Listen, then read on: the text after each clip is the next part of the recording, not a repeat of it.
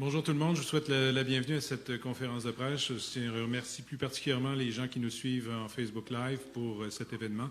Mon nom est Jean Boileau, directeur des communications à la Ville de Gatineau. Aujourd'hui, au cours de cette conférence de presse, nous allons faire le point sur la situation en cours présentement avec les crues printanières pour l'ensemble de la Ville de Gatineau et vous annoncer les mesures qui seront prises pour les prochaines heures et prochains jours par la Ville de Gatineau. Je rappelle que cette conférence de presse est faite pour l'interprétation du langage des signes. Madame Chantal Léonard est interprète en langue des signes. Donc, pour les prochaines minutes, tour à tour, vous allez avoir Monsieur le maire Maxime Penneau-Jobin qui va faire la présentation sur les mesures en place depuis les derniers jours et au cours des dernières heures. Et aussi Monsieur Denis Doucet, qui est directeur du service de prévention des incendies, ainsi que M. Stéphane Raymond, directeur adjoint aux opérations au service de police de la Ville de Gatineau. Monsieur le maire, la parole est à vous. Bonjour à vous tous. On le sait maintenant, les prévisions météo continuent d'être mauvaises. Avec les prévisions de pluie des prochains jours, d'ici lundi ou mardi, on devrait dépasser les niveaux les plus élevés de 2017, et ce, partout sur le territoire. On pensait que ça pourrait être uniquement à l'ouest, et maintenant, c'est clair que ça va être partout sur le territoire. On entre donc dans une zone qui est inconnue. Ce qu'on va vivre dans les prochaines semaines, on ne l'a jamais vécu. Par contre, on est prêt, on a beaucoup de ressources. Nos bénévoles sont mobilisés, je dirais que nos bénévoles sont aguerris, mais les prochaines semaines vont être longues et difficiles. Le plus rapidement possible, on va mettre sur le site Internet les nouvelles zones qui pourraient être touchées. Là, quand je dis nouvelles zones, ce sont essentiellement les mêmes secteurs, mais c'est des rues qui pourraient être affectées beaucoup plus que la dernière fois. Et je donne des exemples, j'insiste sur exemples parce que les cartes vont vous être données sur Internet assez rapidement. Mais par exemple, dans le secteur Elmer, les rues Lamoureux, Dorion qui sont déjà touchées pourraient l'être touchées beaucoup plus, les rues Beaulac et Cédrière. Dans le secteur de Gatineau, la rue Watt, la rue Saint-André, la rue Notre-Dame et la rue Pointe-Gatineau. Je donne des exemples comme ça. Et ce qu'on invite les gens à faire, c'est d'aller sur le site de la Ville. Très rapidement, on va être capable de donner ça. Évidemment, ce n'est pas une science exacte quand on fait des prédictions comme ça, mais on peut dire que le périmètre va augmenter et aussi, les gens qui sont à l'intérieur de la zone qui était touchée vont l'être plus. Puis c'est ça qui est une des menaces pour les gens, c'est que les gens qui étaient déjà affectés vont l'être plus que la dernière fois. Et ça veut dire que certaines maisons où les gens pensent qu'ils ne seront pas touchés, il y a un facteur de risque qui augmente à partir de maintenant. Je vais donner la parole à M. Doucet qui va nous faire le point sur les opérations du service de sécurité incendie. Merci, M. le maire. Le service de sécurité incendie poursuit depuis le début de la crise les visites aux bâtiments qui sont affectés pour distribuer notamment des recommandations aux gens d'évacuer quand le moment est venu pour la sécurité. À cet effet, j'aimerais faire un rappel qui est important aux gens que les pompiers vont rencontrer. On vous demande d'aller vous enregistrer de vous enregistrer via le 311 comme sinistré. C'est important, ça. Ça nous permet d'assurer un contact avec vous pour assurer votre sécurité tout au long de la crise puis d'avoir un bon contact. Ça va faciliter notre travail et vous sécuriser, vous, comme sinistrés. Depuis le début de la crise, nous avons reçu 50 demandes d'assistance à évacuation, c'est-à-dire que les pompiers ont des bateaux, peuvent se promener aux différents endroits, et lorsque les citoyens le demandent, on va les chercher, on les évacue. Donc, puis, en ce moment-ci, on a 1800 logements qui sont touchés à ce moment-ci où on se parle, et ça touche approximativement 4142 personnes. Donc, nos ressources sont en place. On a au-delà de 30 personnes affectées aux inondations, et on est là pour supporter les citoyens dans cette crise. Monsieur Raymond, pour la police de Gatineau. Bonjour. Comme vous l'avez constaté, plusieurs routes présentement sont fermées ou déviées, ce qui complique énormément le déplacement dans la ville et ralentit la circulation.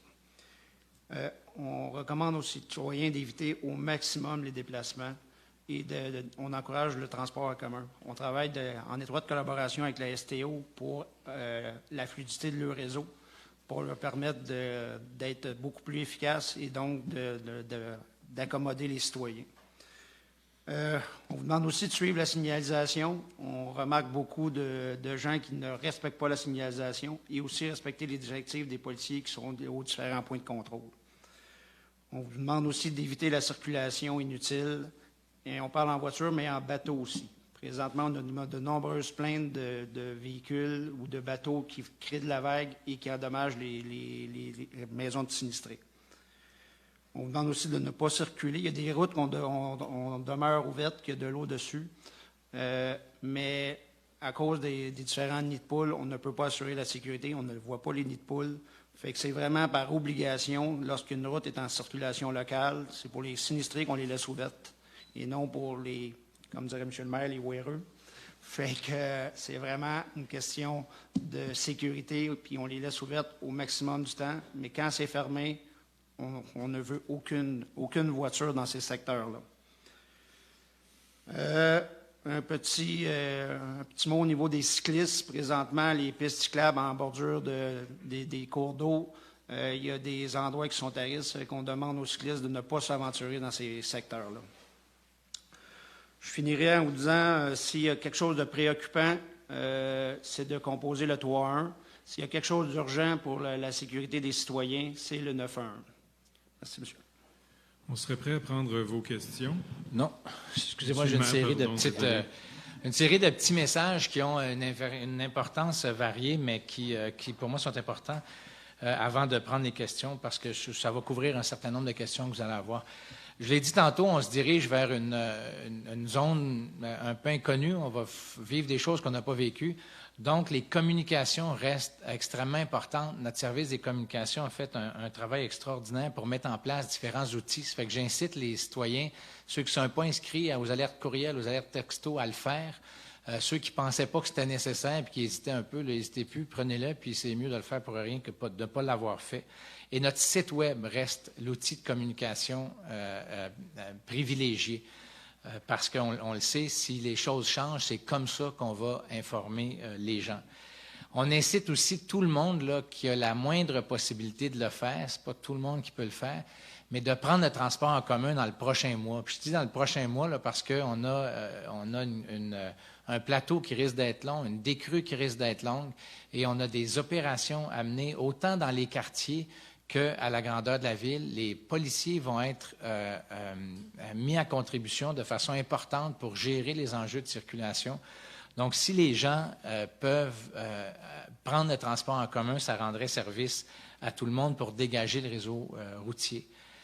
On l'a dit, moi je suis un peu inquiet pour en fin de semaine pour les touristes, les ouéreux, les gens qui veulent aller voir ce qui se passe, là. Restez chez vous, regardez ça à la télé, écoutez ça à la radio. On n'a pas besoin de vous sur le terrain. On doit aider des gens et ça nuit clairement aux opérations. Donc, vraiment, j'insiste les gens tout le temps, là, mais en particulier en fin de semaine, à laisser les quartiers se débrouiller. Si on y va, c'est parce qu'il y a une raison d'y aller. La coordination des partenaires reste constante puis totale. Là. Puis juste pour que les gens sachent à quel point je les répète, là, les Forces armées, la Croix-Rouge, Hydro-Québec, le gouvernement du Québec, le MTQ, le réseau de la santé, les paramédics, vraiment, là, tout le monde est arrimé à la force municipale. Pour municipal, on va dépasser 750-800 personnes qui sont sur le terrain. Donc, on est prêt à faire face à cette zone-là un peu inconnue dans laquelle on s'avance. Il y a des groupes d'entraide sur les médias sociaux qui font un travail assez extraordinaire. Moi, je veux saluer les citoyens. Dans certains cas, ils ont pris des vacances, puis vraiment, ils gèrent ça pour essayer d'orienter l'aide très, très ciblée, là. Ça fait que les gens qui ont besoin d'aide, c'est une façon de faire pour aller chercher des bénévoles. Puis je veux vraiment remercier en fait, c'est des centaines de personnes là, qui donnent un coup de main constamment à travers ces outils-là de médias sociaux. C'est précieux. Il y a des entreprises qui réussissent comme ça à donner des coups de main à des endroits un peu partout sur le territoire. Ça fait que vraiment, là, merci à l'ensemble des bénévoles qui gèrent ces groupes-là d'entraide. Je tiens à le répéter parce que ça inquiète des gens. Le barrage sur la rivière Rouge est en aval de Gatineau, donc il n'y aurait pas d'impact chez nous si le barrage venait à céder. On a aussi une vigie constante pour les zones qui sont affectées par les grandes pluies. Là, je parle les zones, on les connaît, là, Bellevue, Witchwood, le secteur Riviera, les parcs de maisons mobiles. Donc, ces sites-là, puis je nomme ceux-là, mais il y en a d'autres. Il y en a des coins à Limbourg, il y a des coins, évidemment, dans le lac Beauchamp, mais le lac Beauchamp surveille à peu près tout, là. Donc ça, je veux que les gens qui habitent dans ces quartiers-là sachent qu'on a aussi une vigie pour ça si les quantités de pluie étaient importantes. Et finalement, on a des infirmières, le centre de santé a déployé des infirmières dans les centres d'aide aux sinistrés qui vont être là maintenant en permanence. On sait qu'on a des équipes psychosociales qui sont là aussi. Il ne faut pas que les gens hésitent à faire appel à l'aide. On sait qu'il y a beaucoup de gens qui ont été blessés psychologiquement en 2017, fait que ça ramène toutes sortes de choses à la surface. Les centres d'aide aux sinistrés sont équipés pour vous accueillir. En conclusion, je dirais que oui, on rentre dans une zone pas connue. En même temps, on connaît nos forces, on connaît nos secteurs, on est équipé pour répondre à la situation. Puis moi, je pense que si le travail d'équipe continue, avec l'ensemble des partenaires, avec les citoyens, avec les bénévoles, avec les forces municipales, on va passer à travers de ça comme on l'a fait la dernière fois, en limitant le plus possible la souffrance pour nos citoyens. Merci. On serait prêt à prendre vos questions. Il y a un micro pour les journalistes. Vous présentez au micro, déclinez votre nom et le média. Bonjour, Justine Mercier, Journal Le Droit. Lors du dernier point de presse à la caserne, vous aviez dit qu'il n'y avait pas nécessairement d'inquiétude pour l'usine d'épuration des eaux sur Notre-Dame, qui avait un jeu de 10 à 20 cm par rapport à la situation de 2017. Avec les niveaux de 2017 qui seront dépassés, quel est l'état de situation? Qu'est-ce que vous prévoyez faire pour protéger cette infrastructure-là?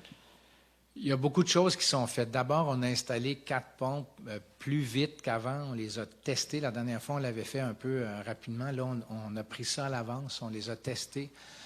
On a pris différentes mesures, évidemment, pour protéger le bâtiment. Le facteur de risque qu'on a, ce n'est pas un facteur pour les gens, c'est un facteur pour l'environnement. On pourrait, à un moment donné, être obligé de délester des eaux usées dans la rivière. On va essayer de l'éviter le plus possible, mais on a pris l'ensemble des mesures à notre disposition pour à la fois pas se rendre là, puis si on doit se rendre à quelque chose comme ça, bien, protéger notre monde. Donc l'enjeu est plus environnemental. Et si je ne m'abuse, l'armée est aussi allée inspecter le coin, puis comme la dernière fois, leur jugement, c'est qu'on fait ce qu'on doit faire, là. Donc il n'y a pas de risque pour l'épuration des eaux comme telle? C'est-à-dire qu'on pourrait être obligé de délester des eaux non traitées dans la rivière. C'est ça le risque environnemental. Nathalie Tremblay, Radio-Canada, vous avez parlé des rues qui ferment et qui se multiplient de jour en jour. À quel moment est-ce qu'on va complètement interdire la circulation automobile? Parce qu'on me disait que, par exemple, dans le secteur du secteur Masson-Angers, où on a fait de l'enrochement est en train de céder par endroits, étant donné le courant. Alors, à quel moment, avec les pluies qui s'en viennent, on va décider de peut-être interdire totalement cette circulation-là? Il y a 2 facteurs. Il y a vraiment la hauteur de l'eau qui, à cause des véhicules d'urgence, on a un maximum où on peut se déplacer. Donc, quand on n'est plus capable d'accéder aux résidences. Et il y a un deuxième facteur, c'est vraiment la solidité du sol avec les infrastructures. Fait que dès qu'ils nous disent que le sol est instable, en collaboration, on ferme. Comme vous me parlez de Masson-Angers, fer à cheval, c'est présentement fermé à tout véhicule. Alors, quel est le plan de match? S'il y a une urgence et que vous devez intervenir, comment on va rejoindre ces secteurs isolés-là? Présentement, c'est des embarcations nautiques. La marine est rendue dans le secteur. On a des embarcations disponibles. Fait que c'est embarcation des incendies, embarcation du service de police et embarcation de la marine. Mathieu Daou, TVA. On a déclaré l'état d'urgence à Ottawa. À quel moment on va penser à le faire? C'est peut-être pas le cas, mais à quel moment on pourrait penser à le faire ici à Gatineau? En fait, nous, on est en mesure d'urgence depuis une dizaine de jours et le cadre légal n'est pas le même. Une grande ville comme Gatineau a dans sa charte des pouvoirs spéciaux. Par exemple, moi, j'ai déjà fait des dépenses de mesures d'urgence qu'un maire des villes voisines ne peut pas faire, parce que moi, je l'ai dans la charte. La ville me donne ce pouvoir-là, où je n'ai pas besoin de déclarer les mesures d'urgence pour faire l'ensemble des opérations qu'on fait déjà. Ça fait que nous, on se considère en mesure d'urgence depuis une dizaine de jours. La seule nuance, c'est que si on devait forcer des évacuations, là, ça nous prend une déclaration de mesure d'urgence. Et comme on l'a fait la dernière fois, moi, je veux maintenir la même philosophie. À partir du moment où les gens écoutent les pompiers et sortent quand on leur dit de sortir, on ne veut pas forcer les gens à quitter leur maison, entre autres parce que souvent, on les force à quitter, ça veut dire qu'il y a à perdre, parce qu'ils ne sont plus capables d'alimenter les pompes, ils ne sont plus capables de la protéger. Et là, moi, je vais parler à M. Doucet d'heure en heure là, pour m'assurer que les gens écoutent le service d'incendie quand vient le temps de quitter. Mais si on ne se rend pas à une situation comme ça, on n'a pas besoin légalement, nous, de déclarer les mesures d'urgence. Au moment où on se parle, êtes-vous satisfait du travail du MTQ quant à la sécurisation des routes et des autoroutes? Mon équipe l'est. Moi, je ne suis pas capable de porter un jugement particulier là-dessus. Le travail qui a été fait, qui devait être fait, a été fait. On va voir si ça fonctionne, puis ils devront s'adapter, mais ils sont dans la même situation que nous. Là, on connaît nos infrastructures, on fait tout ce qu'il faut pour les protéger. Ça fait que moi, on est en contact avec eux constamment. Ça fait que s'il y avait un problème, on le saurait, puis pour l'instant, il n'y a pas de communication dans ce sens-là. Justine Mercier, le droit, quels sont les critères sur lesquels vous vous basez pour déterminer si vous devez procéder à des évacuations forcées? Vous avez dit hier que vous ne l'excluez pas, mais sur quoi on se base là, pour déterminer si on évacue? En gros, c'est si la vie de la personne est en danger, si on pense qu'un édifice est dangereux et que les gens ne veulent pas sortir, nous, on peut imposer aux gens de quitter. Fait que c'est vraiment quand la vie des gens est en santé. J'ai en danger, je ne sais pas si M. Doucet va ajouter. C'est exactement ce que M. le maire dit. Si, exemple, un bâtiment menacerait de s'effondrer parce que les fondations sont après s'effriter et qu'il y a des gens à l'intérieur, mais la loi sur la sécurité incendie prévoit les pouvoirs au directeur de forcer l'évacuation des gens par mesure de sécurité. Prochaine question, oui. Bonjour, Marie Vastel, Le Devoir. Vous avez dit qu'il y avait à peu près 1800 logements touchés, 4100 à peu près, là, personnes touchées. Vous dites que ça va être plus large qu'en 2017. Avez-vous une estimation de combien de résidences et de personnes pourraient finir par être affectées lundi, mardi? On est en train de faire cette estimée-là. C'est-à-dire que nous, on connaît les lieux, on connaît les édifices, mais avant de vous donner un chiffre très précis, on pensait l'avoir d'ici la fin de la journée. Voir le nombre d'unités qui seraient touchées de plus. Donc, le plus rapidement qu'on peut le donner, on va le donner. Puis ça nous, de toute façon, on a commencé ce travail-là depuis un certain temps. Je vais vous donner un chiffre précis, en gardant l'esprit que ce n'est pas de la science exacte. C'est désestimé en fonction d'une topographie où il y a quand même une certaine marge d'erreur. Mais ce n'est pas des vastes nouveaux quartiers qui seraient atteints. C'est vraiment des rues qui ne l'étaient pas au complet, qui le deviendraient un peu plus, et certaines rues qui s'ajoutent. Cela dit, est-ce que vous avez comme un ordre de grandeur? Est-ce qu'on parle de comme 2 fois plus vaste, 3 fois plus vaste, ou pas tant que ça? Ça dépend des secteurs. C'est ça, c'est des rues de plus dans le même secteur. Ça fait que c'est pas...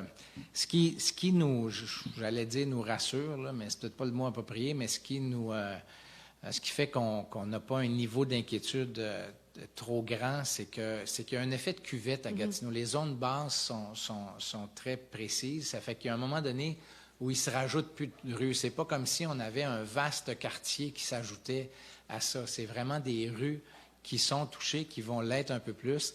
Et malheureusement, les gens qui sont au cœur de la zone, eux, seraient beaucoup plus touchés. Fait que si je comprends bien, ça va monter plus, mais pas nécessairement s'étaler. Exactement. OK. Yes. On vous inviterait à passer au micro. If you want to go to the microphone, please. Good morning, Mr. Mayor. Terry Bedwell of Canadian Press. Can you, to enlighten people across the country who are watching what's going on in your city, can you enlighten people on what the situation is now, how much worse you expect it to be than in 2017, and how many people are affected right now, and what the progress of the flooding you expect over the weekend? Right now, about 1,800 units of housing are touched, and that is about around 4,000 people. But those are houses and people that are within the affected zone. It doesn't mean that they are victims of the flood. Registered victim of the floods, we have about 726 as we speak, that have registered to the city as flood victims.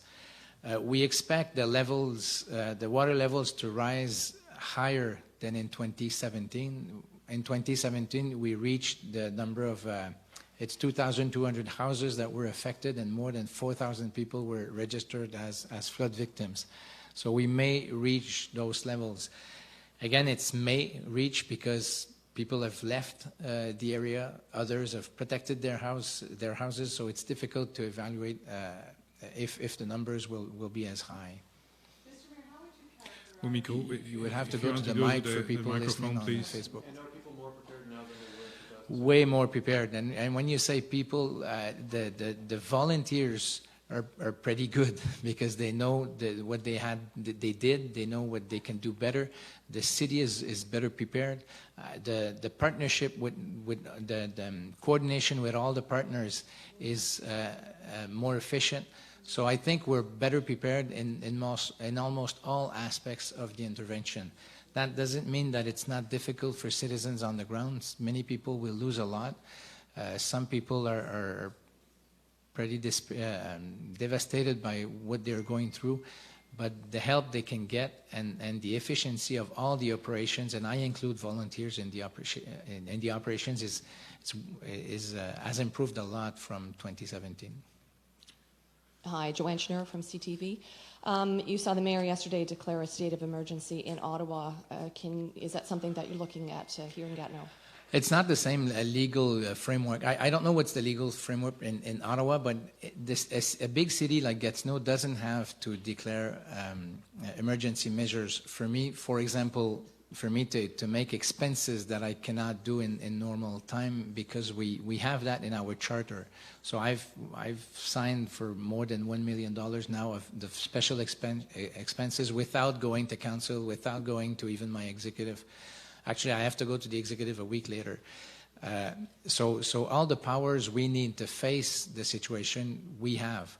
We don't need to declare emergency measures. You were talking about areas that are looking at possibly flooding as well. So can you just explain what the expectation is in some of those zones? What we expect is that roads that were partially affected may be affected the whole way.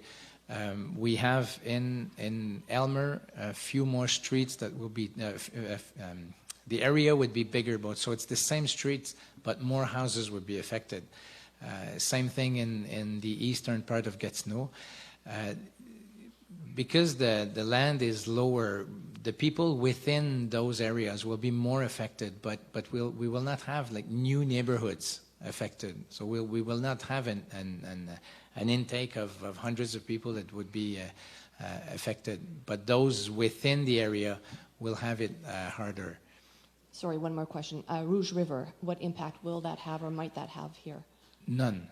The dam is past Gatineau, so it shouldn't influence us at all. Prochaine question. Next question. Mr. Mayor, how would you characterize this year's flooding compared to anything you've experienced so far? As mayor, I think nothing compares to that. If I take into account what's expected, but again, we may have less victims because we had so many last time. Houses were protected in the meantime. Some people have left, unfortunately. I think 200 houses were destroyed in the last 2 years. So from a number of victims' point of view, it may even be lower, but it depends on how high the water rises. But mobilization has never been as huge as it is right now. We have partners on the ground, more volunteers on the ground. Citizens are better prepared, so it's not comparable from 2017 where we learn while we did things. So it's hard to compare the two. But can you talk about the long term? So the second wave, the melt from the north hasn't come down yet. Is there an even worse catastrophic scenario ahead? I'll just talk about what the information we have right now. We know it can change if the weather changes, but what we have right now, we would reach the peak Monday and Tuesday, and then we would stay at that level for a long period. That could be as long as 2 weeks. And that's way longer than last time. That means that people that expected to go back to their houses just after the peak will have to stay in hotels or wherever they are longer. And then the decrease will be slower. That's the information we have right now. In the meantime, if there's a lot of rain, things can change. But it's not what it's expected right now. That 2 weeks, does that include the northern melt? Yes, absolutely. When we make the weather forecast, the commission that gives us the information includes the information coming from Hydro-Québec, coming from all the partners. So it's concentrated in one hands, which is the commission's hands, and when they tell us what they expect, they include all the factors. On va prendre last question for you, Madame. Nathalie Tremblay, Radio-Canada. Monsieur le maire, vous avez fait appel à l'armée dont le rôle a un peu évolué. Est-ce qu'on pourrait demander davantage de militaires et est-ce qu'il y a des zones, des secteurs où on devra intensifier les actions? Mais d'abord, l'arrivée des véhicules, des embarcations, pour nous, est une bonne nouvelle là, parce que ça permet de faciliter les évacuations s'il y a lieu. On a parlé encore ce matin à l'officier responsable sur le terrain. On n'exclut pas de faire des demandes supplémentaires. Si on fait des demandes supplémentaires, ça va être la réponse va être en fonction de ce qui se passe partout au Québec. Donc, il pourrait déployer des gens supplémentaires ici, mais ça va dépendre des priorités partout au Québec. Dernière question, car on doit retourner au centre. Justine Mercier-Ledroit, avec une crue plus importante que 2017, à quoi vous vous attendez par rapport à l'état des infrastructures, des rues, des artères? Ça va ressembler à quoi après le retrait de l'eau? La dernière fois, on avait refait Urtibise et Fer à cheval. C'est clair que ces rues-là vont être encore affectées. Une des craintes qu'on a, puis là, on parle de crainte, puis je ne devrais pas répondre à des questions hypothétiques, mais c'est que plus la rue reste longtemps inondée, plus le fondement de la rue est affecté. Ça fait que ça, c'est une des menaces pour nos infrastructures. Je dirais que c'est la seule pour l'instant que le seul exemple que je peux vous donner pour l'instant, c'est vraiment la durée qui pourrait affecter en fait, la profondeur de la réparation la prochaine fois. In English, I said that we were in a state of emergency. It's just measures of emergency. It's not I didn't use the proper words, so I just want to be clear that we are in a situation of emergency, but I don't have to declare anything on this side of the river if the city wants to take special measures that wouldn't be allowed in normal time. Okay, it will be the last question for you, Madame, because we have to go back to the emergency center to work. So, last question. Taylor at the Ottawa Citizen. We're seeing voluntary evacuations right now. Would you consider making those mandatory at some point, and why or why not? The only reason why we would do that, and we didn't have to go there last time, is if people are in a building that is threatened, that could fall apart, and if they would refuse to leave. In that case, we could act differently. But last time, people listened to the fire department, and that's my number one advice. Listen to the fire department when they tell you to leave. Last time, people did. It's extremely important. They have the capacity, the competence to evaluate the level of risk. So when they say that people must leave, people should. And if they don't, we'll have to act accordingly.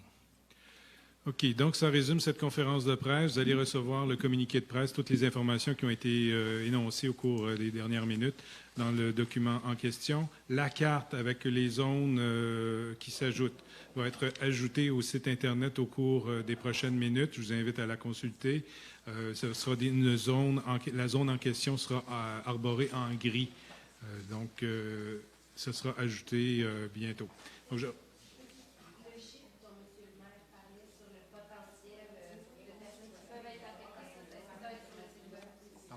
elle va être dans le communiqué de presse. Donc, on conclut là-dessus. Je remercie les gens qui nous ont suivis sur la page Facebook de la Ville de Gatineau.